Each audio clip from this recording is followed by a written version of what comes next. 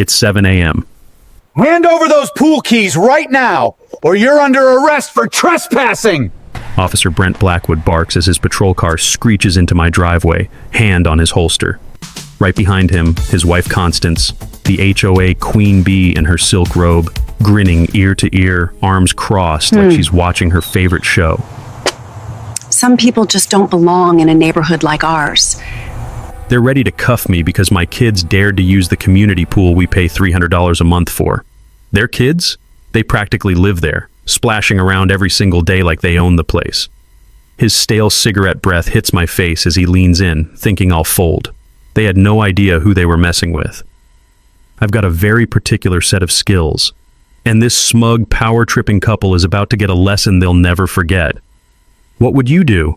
Drop your craziest HOA story below. Karma's coming, and it's sweet. But let me back up 3 weeks and tell you how I ended up facing down a corrupt cop in my own driveway. My name's Miles Dalton, and after 15 years of infiltrating drug cartels and organized crime rings for the FBI, I thought I'd earned myself a quiet retirement. My wife, Elena, she's a pediatric nurse who'd spent way too many sleepless nights wondering if I'd come home alive, finally convinced me to hang up the badge and find some peace. So we bought this modest ranch house in Willowbrook Estates. Nothing fancy, just a 1,800 square foot slice of suburban heaven where our kids, Sophie 12 and Jake 9, could finally have the normal childhood they deserved. The kind of place where the biggest threat was getting a parking ticket, not a bullet. The neighborhood smelled like fresh-cut St. Augustine grass and weekend barbecues. You could hear sprinklers hitting concrete sidewalks in that rhythmic pattern that screams, "Safe Suburbia." The HOA mandated brick mailboxes stood like identical sentries, every garage door painted regulation beige. It was everything we'd dreamed of. Boring, predictable, safe. Until I met our self-appointed neighborhood dictator. Day 3 after moving in, I'm unloading my work truck when this white Mercedes SUV with HOA1 vanity plates screeches up like she's responding to a 5-alarm fire. Out steps Constance Blackwood, blonde hair that costs more than most people's mortgage payments, designer workout clothes, and the kind of fake smile that says, "I'm about to make your life hell." "Welcome to Willowbrook," she announces, clutching a clipboard like it's Excalibur. "I'm Constance Blackwood, HOA president. We have a problem." She slaps this official-looking violation notice in my hand, thick cardstock that probably cost $50 just to print. Commercial vehicles prohibited in residential driveways. Section 4.7.3, $200 daily fine until you comply. Now, I've been threatened by cartel bosses who were more polite than this woman. "Ma'am, I see contractors and landscapers parked in driveways all over. Authorized service vehicles," she cuts me off. "Your business hasn't been approved." That's when I noticed the beautiful irony sitting in her driveway, a police patrol car, just permanently parked there like it belonged. "Interesting," I said. "Is that your husband's cruiser?" Her smile turned predatory. "Officer Blackwood works very hard keeping undesirable elements out of our community. Some vehicles enhance security. Others..." She eyed my truck like it was radioactive waste.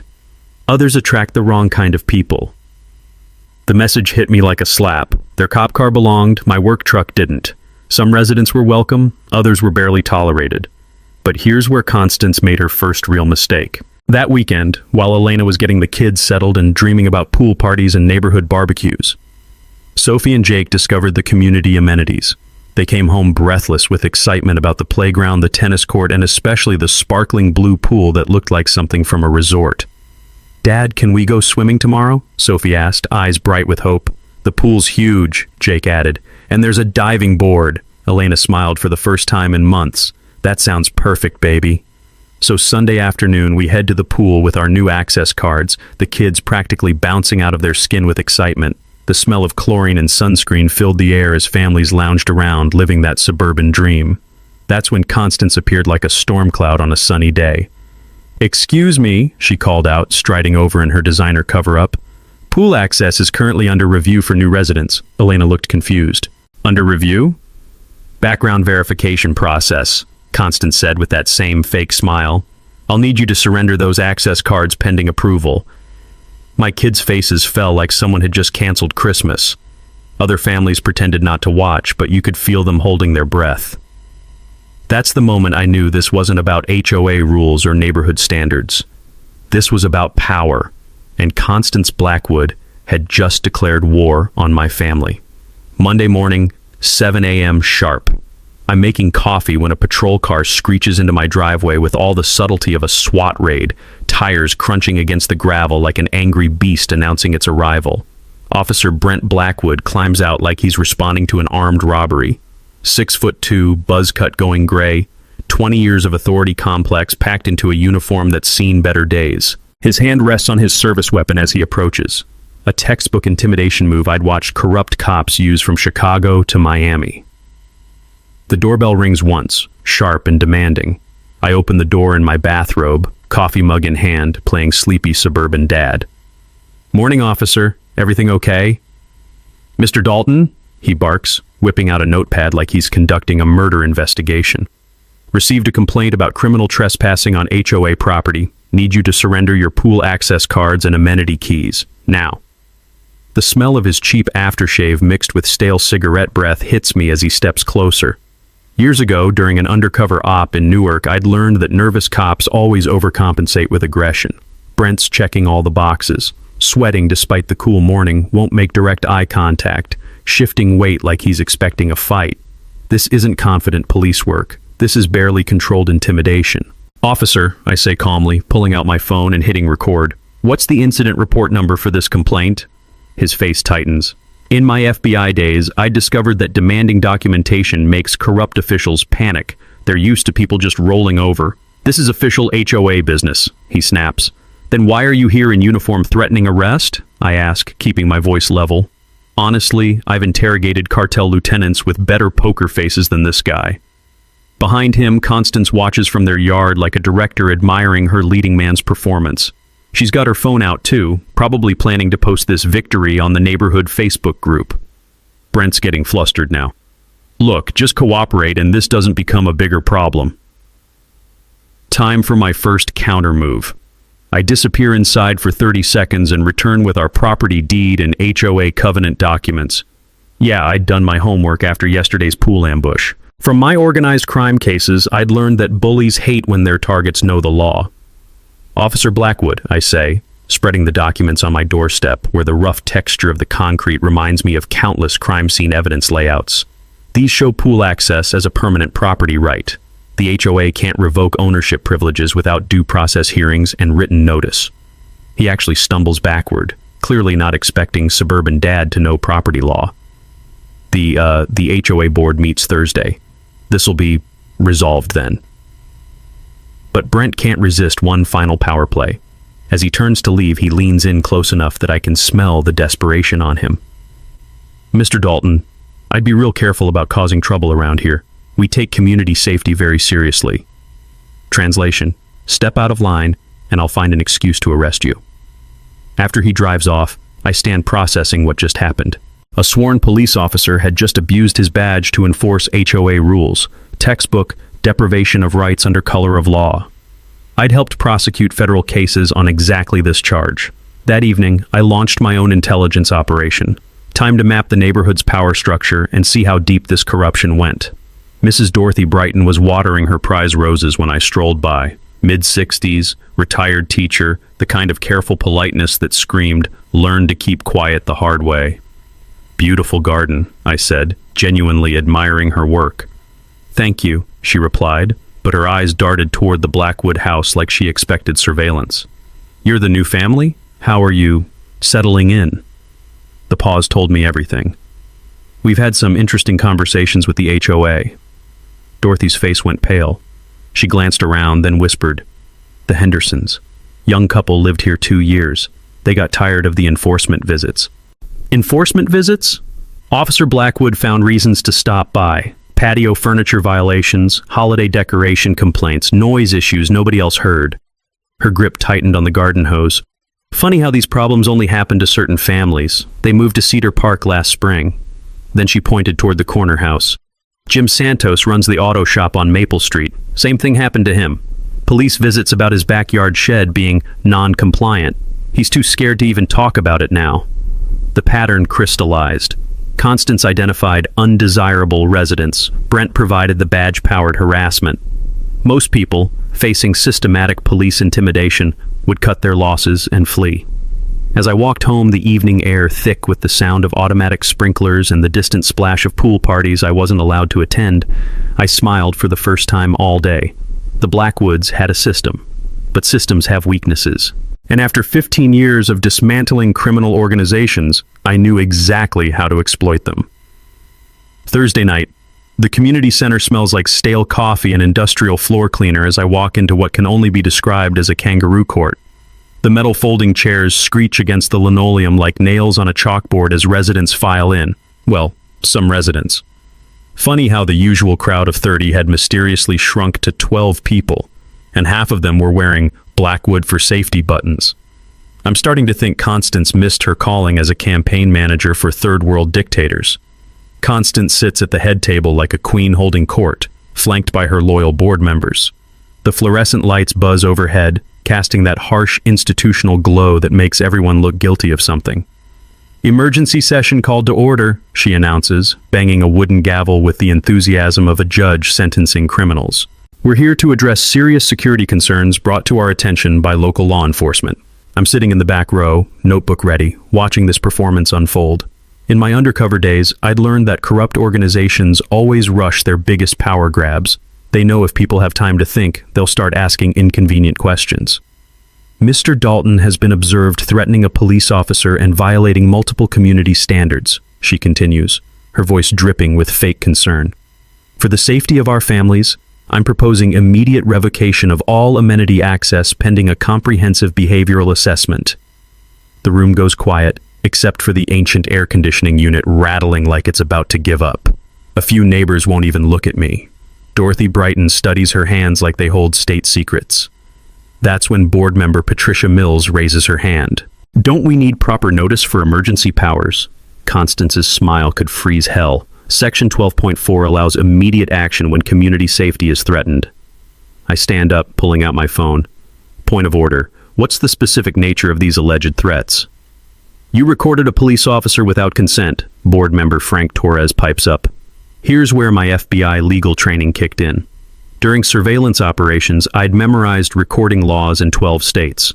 Actually, Frank, Texas is a one-party consent state. Recording police interactions is constitutionally protected. The sound of shuffling papers fills the awkward silence. Clearly, nobody had done their homework. But Constance isn't giving up.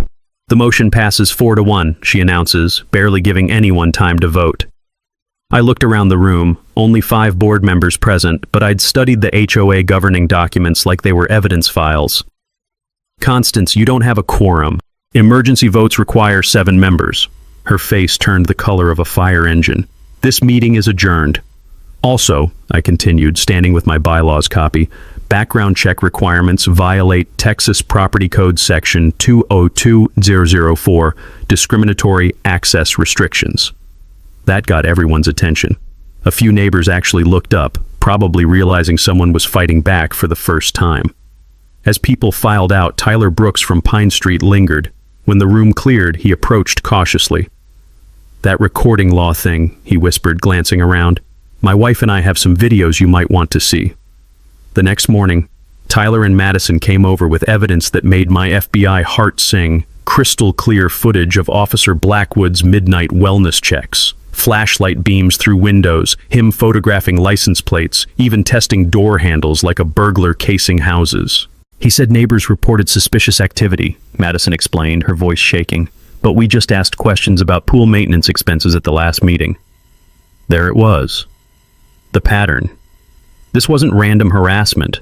This was systematic witness intimidation. But then Tyler dropped the real bombshell. Madison works at First National Bank. She processed some HOA checks that seemed weird. Madison pulled out printed bank records, her hands trembling as she spread them on my kitchen table. Pool maintenance contract for $8,000 monthly. But I looked up the company, Maintenance Solutions LLC. It was incorporated 3 weeks after Constance became HOA president. The business address? A UPS mailbox. My blood ran cold. Shell companies were the bread and butter of every financial crime I'd investigated. Someone was embezzling HOA funds through fake vendors, and I was betting it wasn't some random board member. "Madison," I said carefully, "how long has this been going on?"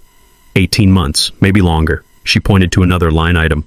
Landscape emergency repairs, $12,000 last quarter. But look at our neighborhood. When's the last time you saw major landscape work? I spent that afternoon cross-referencing the financial records with surveillance techniques I'd perfected tracking cartel money. The pattern was beautiful in its simplicity. Inflate legitimate expenses by 300%, route payments through shell companies, pocket the difference. Total estimated theft, over $70,000. The Blackwoods weren't just bullying neighbors for kicks. They were running a systematic embezzlement operation, and anyone who asked financial questions got the police harassment treatment. But they'd made one crucial mistake. They'd picked a fight with someone who'd spent 15 years following money trails through criminal organizations. Time to turn the hunters into the hunted. The next week, Constance declared total war. Monday morning, I'm helping Jake with fractions when Elena storms through the door looking like she'd survived a coordinated attack. 3 city inspectors, she announces, slamming a stack of violation notices on our granite countertop. Grass height, mailbox angle, garbage can placement, $500 in fines, all scheduled while we were both at work. The citations feel expensive. Thick cardstock with raised city seals that probably cost more to print than most people's weekly groceries. I scan the timestamps. 9:15 a.m., 9:30 a.m., 9:45 a.m. Military precision timing. Anonymous complaints, Elena continues, collapsing into a chair. The grass inspector said our lawn was exactly 1/4 inch over regulation height. Who measures grass with that kind of precision? Martha Stewart? Sophie looks up from her cereal, confusion clouding her 12-year-old face. Mom, why is everyone being mean to us? Did we do something wrong? That question hits me like a physical blow. My daughter shouldn't have to wonder why adults are targeting our family. This stops now. That evening, I deployed every surveillance skill the FBI had taught me. From my bedroom window, I watched Brent's patrol car cruise past 4 times in 3 hours, way outside normal patrol patterns. Each pass accompanied by his searchlight sweeping our property like we're escaped convicts.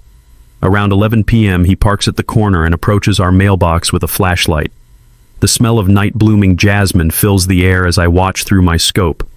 Yeah, I kept some FBI toys, while he photographs our house numbers and tests mailbox stability. But Brent made a crucial mistake. He didn't notice my newly installed security system. Military-grade cameras with infrared capability, the same equipment I'd used to document cartel operations in El Paso. Every late-night wellness check was being recorded in courtroom-quality detail. In organized crime investigations, we always said, let the criminals document their own illegal activity. While building my harassment file, Elena discovered the smoking gun.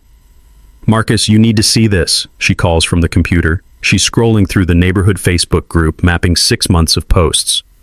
What emerges makes my federal prosecutor instincts sing. Systematic targeting of anyone questioning HOA finances. The Hendersons questioned a $15,000 emergency roof repair last spring. 2 weeks later, police noise complaints nobody else heard. Jim Santos asked for competitive bidding on maintenance contracts. Next month, code enforcement harassment about working on neighbors' cars. Dorothy Brighton suggested financial audits. Suddenly, her bird feeders became pest violations. They're running a protection racket, I tell Elena, the pattern crystal clear. Question the money, get harassed until you shut up or flee. Tuesday afternoon, Tyler calls with intelligence that changes everything. Madison found the smoking gun, he whispers. Constance has been writing checks to herself through fake companies. We're talking federal embezzlement. That evening, they sneak over with evidence that would make any prosecutor weep with joy. Bank statements showing systematic theft, $73,000 stolen through shell companies and inflated contracts. Here's the kicker, Madison says, pointing to cosigner lines on fraudulent checks. Officer Blackwood's signature. He's not just muscle, he's an active co-conspirator. I'm photographing evidence when my surveillance system alerts me to motion. Through the front window, I watch Brent approach with unusual confidence, Constance trailing behind with her phone out for another incident recording. Time for my countermove. I open the door before he knocks, security camera prominently visible on my doorframe. Evening, Officer Blackwood. I assume you're here about the anonymous complaints? His swagger falters. What complaints? The ones that triggered today's coordinated inspection blitz, I say calmly, holding up the citations. Interesting timing, all scheduled during work hours when we couldn't witness the measurements. Behind him, Constance's smirk wavers as she realizes I'm not intimidated anymore. Actually, I continue, since you're here officially, I'd like to report some crimes: financial fraud, conspiracy to commit embezzlement, and abuse of authority under color of law. Brent's face goes white. You can't prove anything. That's when I smile and hold up Madison's evidence folder. Actually, I can.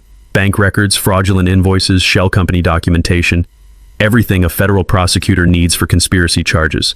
The sound of Constance's phone hitting concrete echoes through the evening air as she realizes their comfortable corruption kingdom just became a federal investigation. Oh, and Officer Blackwood, I add, watching both of them backing toward their house. My security cameras have been recording every illegal late-night visit. High-definition video with timestamps. The FBI loves that kind of evidence. As they retreat, I can practically smell their panic mixing with the evening air thick with jasmine and the distant chlorine scent from the pool I still wasn't allowed to use. But not for much longer. The hunters had just become the hunted. Wednesday night, 2 a.m. I'm drowning in HOA formation documents when my coffee-stained eyes hit something that makes me nearly fall off my chair. Page 47 of the original development agreement, buried deeper than Jimmy Hoffa, contains a clause that changes everything. Emergency management transfer. In the event of financial misconduct, fraud, or breach of fiduciary duty by the HOA board, Pinnacle Properties LLC retains permanent easement rights to assume immediate management control of all common areas and community governance. The paper feels rough under my fingertips as I read it 3 times, the smell of midnight coffee mixing with the musty scent of old legal documents. This is bigger than finding a needle in a haystack. This is finding the needle has a nuclear warhead attached. The original developer built an ejector seat for corrupt boards. Cross-referencing this with Madison's evidence makes my FBI heart sing. $73,000 in embezzlement definitely qualifies as breach of fiduciary duty.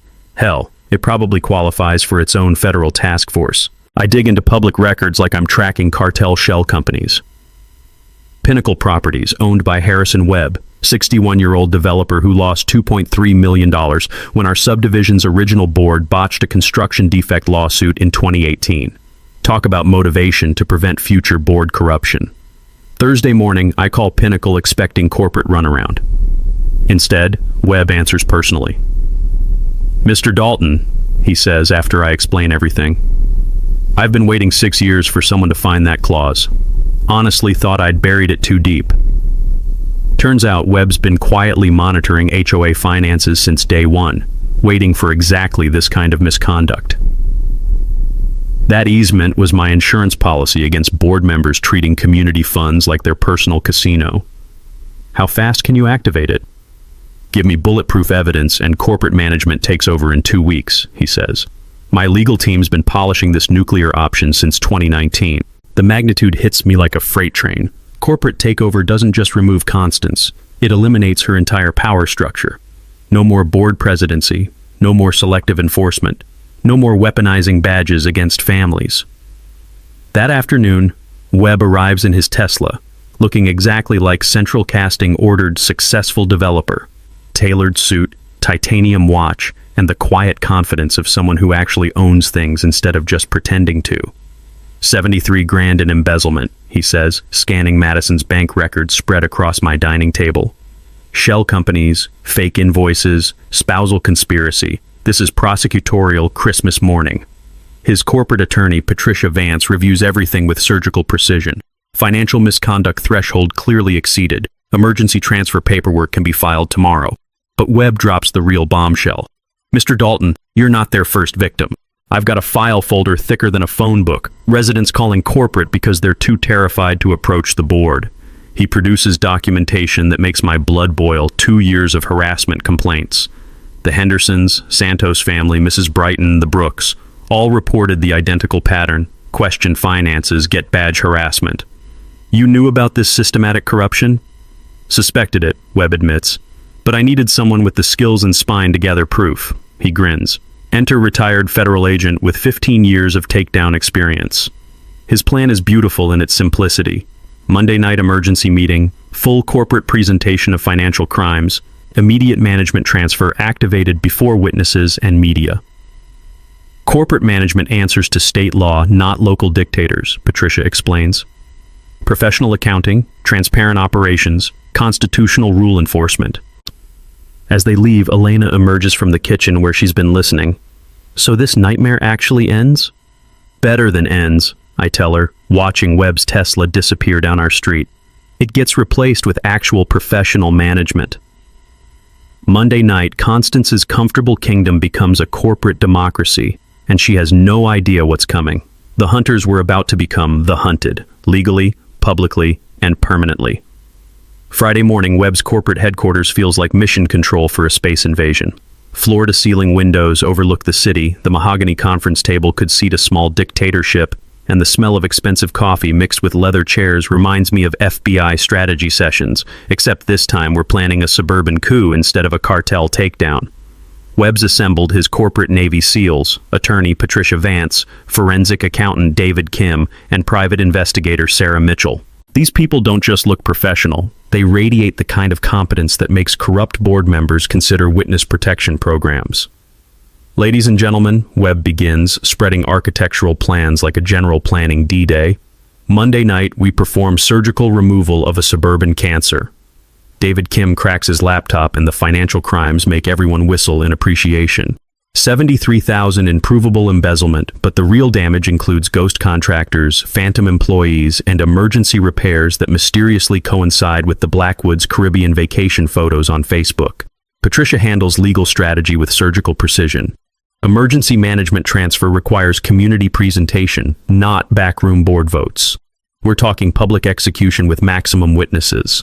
Sarah Mitchell, who could probably intimidate a Navy SEAL, outlines the physical trap. Community Center, Monday 7 p.m., professional AV equipment for maximum humiliation. Every fraudulent check projected in IMAX quality detail. I'm studying the layout when Webb drops his nuclear option. Channel 7's Amanda Cross will broadcast live. Nothing says accountability like having your financial crimes on the evening news. The plan unfolds like choreographed warfare. Evidence presentation coordinated with media coverage, legal authority, and community testimony. By Monday night, the Blackwoods Kingdom becomes a professionally managed democracy. What about retaliation? I ask, thinking like someone who's watched desperate criminals do stupid things. Cornered narcissists tend toward kamikaze tactics. Sarah grins with predatory satisfaction. Off-duty security, direct police dispatch, emergency protocols if they lose their minds. She pauses. Plus, federal agents have certain protective reflexes. Saturday afternoon, I'm installing surveillance equipment that would make the NSA jealous. Elena finds me surrounded by enough electronics to launch a satellite. Marcus, she says, examining cameras that could spot a gnat's eyelashes. This looks like you're planning to document alien contact. Close, I tell her, connecting wireless feeds that'll record from 12 different angles. I'm documenting the public autopsy of a suburban dictatorship. Every reaction, every confession, every moment of beautiful justice. During organized crime investigations, I'd learned that evidence quality determines conviction rates. Multiple camera angles, backup audio feeds, redundant recording systems, the difference between probably guilty and 20-year federal sentences. Sunday evening brings psychological warfare. I position myself obviously in the front yard, testing equipment and making calls. Let them see preparation. Let them wonder what tsunami's approaching their comfortable corruption. From my surveillance post, I watch Constance pacing like a caged panther, phone glued to her ear. Brent's patrol car hasn't moved from their driveway. Probably calling in sick Monday. Smart. Too bad he's about 2 years too late. That night, Tyler and Madison rehearse their witness testimony. Bank evidence provides the prosecution foundation, but personal impact sells the emotional story. Keep it simple, I coach them, using interrogation techniques that had flipped cartel money launderers. Numbers convict, but fear motivates. Talk about being afraid in your own neighborhood. Madison practices walking through financial crimes with banker precision. Pool maintenance shouldn't cost $8,000 monthly unless we're cleaning the fountains at Versailles. Her presentation reveals the beautiful simplicity of their scam. Inflate legitimate expenses by 300%, create shell companies for fake invoicing, pocket the difference. The kind of amateur hour financial fraud that makes federal prosecutors smile in their sleep. For viewers at home, the takeaway becomes crystal clear. Always verify contractor legitimacy through state business registration databases before approving major expenditures. One simple search could have exposed this entire operation 18 months ago. Monday afternoon, Webb's team arrives with broadcast quality equipment, professional lighting, multiple camera angles, wireless microphones, and projection screens that'll display every fraudulent transaction in courtroom detail. The sound of equipment cases opening echoes through the community center like artillery being positioned. Extension cords snake across the floor, cameras lock into position, and the smell of electrical equipment warming up fills the air like the scent of approaching victory. Dorothy Brighton appears with a manila folder thick as a phone book. Mr. Dalton, I documented everything for 2 years. Every harassment incident, every selective enforcement, every family that moved away because they couldn't take it anymore. Mrs. Brighton, I tell her, tonight you might be our star witness.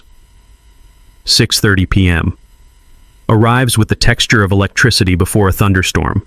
The community center fills beyond capacity. Residents who'd been invisible for months emerging from hiding, sensing that tonight justice finally gets served with professional presentation skills. The Blackwoods arrive at 6:45. Constance clutching her ceremonial gavel like a drowning woman grabbing driftwood, Brent sweating bullets despite aggressive air conditioning. They have absolutely no idea what's about to hit them. Showtime. The Blackwoods walked into that community center like they owned the world. They had no idea they were about to lose everything. Constance struts to the head table in her designer blazer, that familiar smug smile plastered across her face. Behind her, Brent takes position near the back exit. Classic intimidation positioning I'd seen corrupt cops use in a dozen cities. The clink of metal folding chairs and nervous whispers fill the air as residents settle into seats they probably hadn't occupied in years. "Good evening, everyone," Constance announces, banging her gavel like she's calling a royal court to order. "We have several routine matters to discuss tonight." Routine, right. If routine includes having your financial crimes broadcast on live television. That's when Webb stands up from the front row, his three-piece suit and corporate confidence cutting through the Suburban theater like a sword through tissue paper. "Actually, Constance, we have some urgent business to address first." Her smile falters for exactly 2 seconds before snapping back into place. "I'm sorry, you are?" "Harrison Webb, Pinnacle Properties. I believe you're familiar with our emergency management easement clause?" The color drains from Constance's face like someone pulled a plug. Around the room, residents lean forward. Most had never heard of any easement clause, but the term emergency management sounds promising to people who'd been living under HOA tyranny. "I'm not sure what you're referring to," she stammers, her voice losing its usual authority.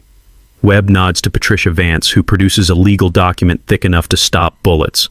Section 4.7 of the original development agreement, emergency management transfer in cases of financial misconduct or breach of fiduciary duty. That's when David Kim stands and the real show begins. "Ladies and gentlemen," he announces, "we're here tonight because your HOA board has embezzled over $73,000 through fraudulent contracts and shell companies."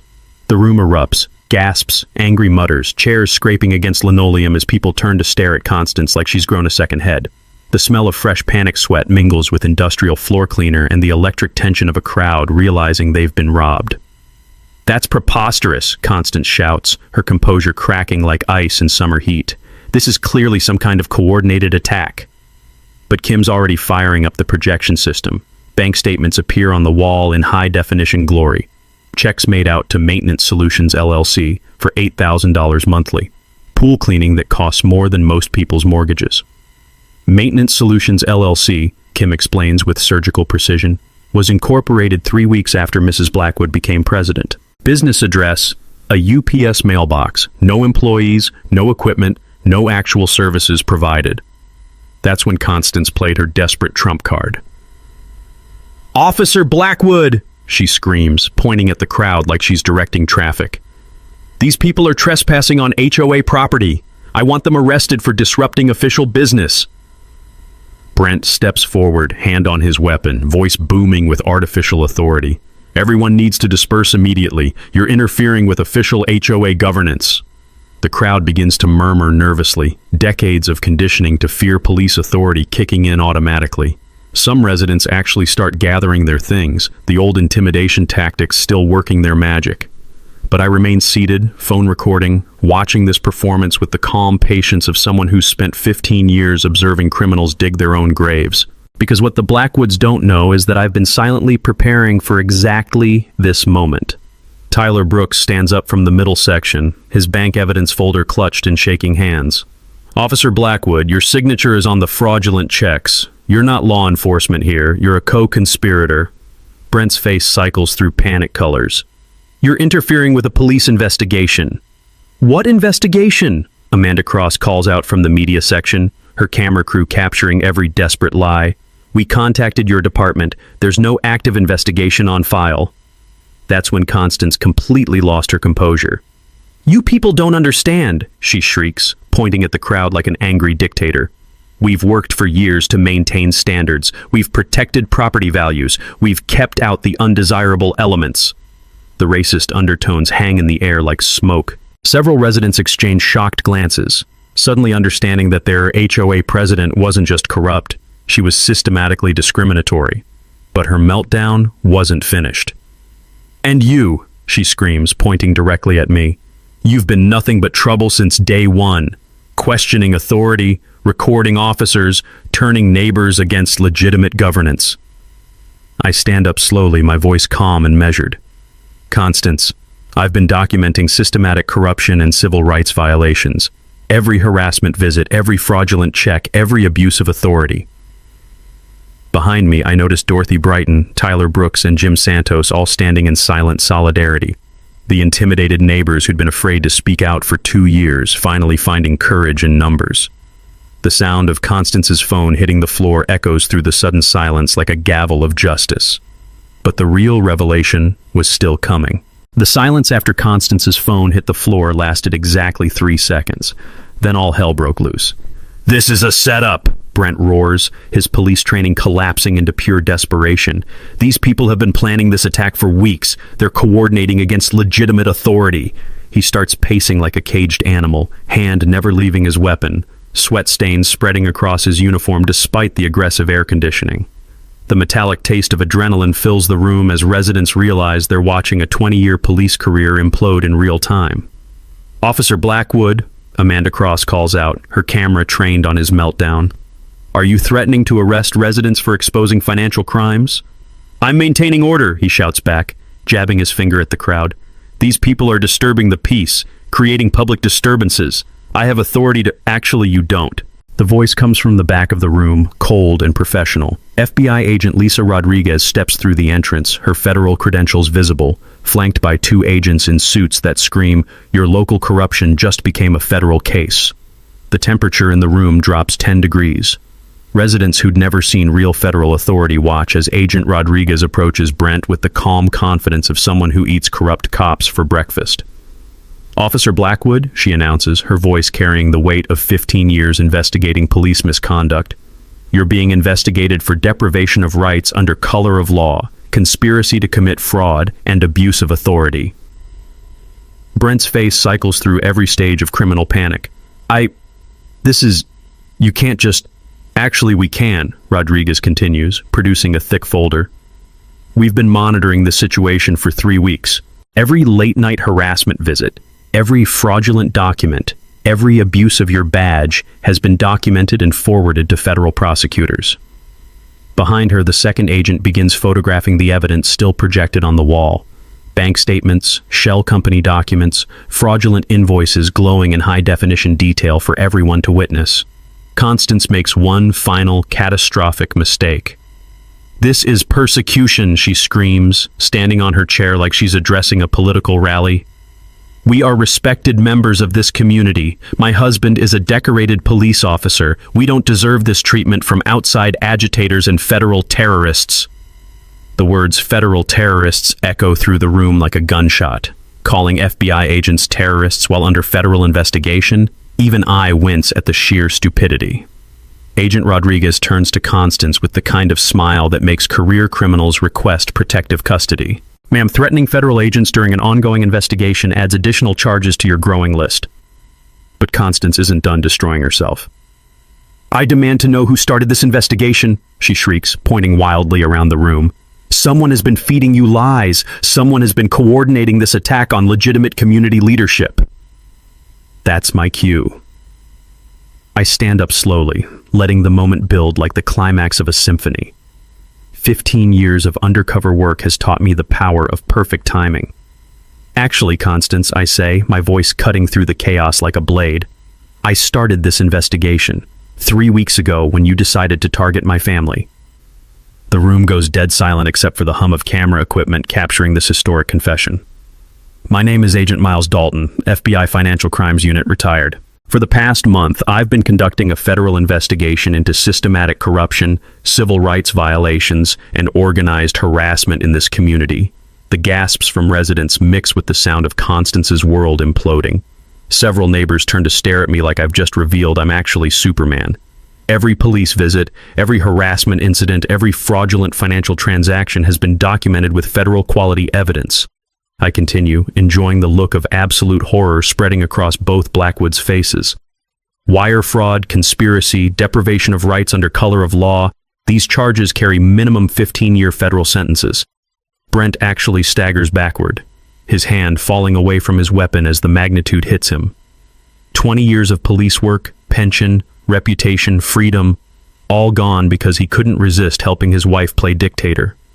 "You can't do this to us," Constance screams, but her voice cracks on every word. "We're pillars of this community. We've maintained standards. We've protected property values." Webb stands up from the front row, his corporate smile sharp enough to cut glass. "Actually, Constance, you've been systematically robbing this community while terrorizing residents with police harassment. Effective immediately, Pinnacle Properties assumes management control under emergency easement authority." Patricia Vance approaches the head table with legal documents that sound like thunder when they hit the wooden surface. "Mrs. Blackwood, you're hereby relieved of all HOA authority. Corporate management begins tomorrow morning." The sound of handcuffs clicking echoes through the community center as Agent Rodriguez places Brent under arrest. His Miranda rights mix with the excited whispers of residents finally understanding that justice isn't just possible, it's happening right in front of them. Constance collapses into her chair, the fight draining out of her like air from a punctured tire. 2 years of comfortable corruption ended in one spectacular public implosion. As federal agents escort the Blackwoods toward the exit, I catch Dorothy Brighton wiping tears from her eyes. Tyler Brooks grins like he's won the lottery. Jim Santos actually applauds. The suburban dictators were finally dethroned. And tomorrow, my kids could swim in peace. The community center had transformed into something between a courtroom and a theater, every seat filled with residents who'd spent years living in fear, now watching their tormentors face federal justice in real time. Agent Rodriguez reads Brent his rights while news cameras capture every word. "You have the right to remain silent. Anything you say can and will be used against you in a federal court of law." The same constitutional protections he'd denied countless neighbors now protecting him from his own stupidity. But Constance wasn't finished destroying herself. "This is a conspiracy," she shrieks, pointing at the FBI agents like they're invading aliens. "Marcus Dalton is a criminal. He threatened police officers. He's been harassing us for weeks."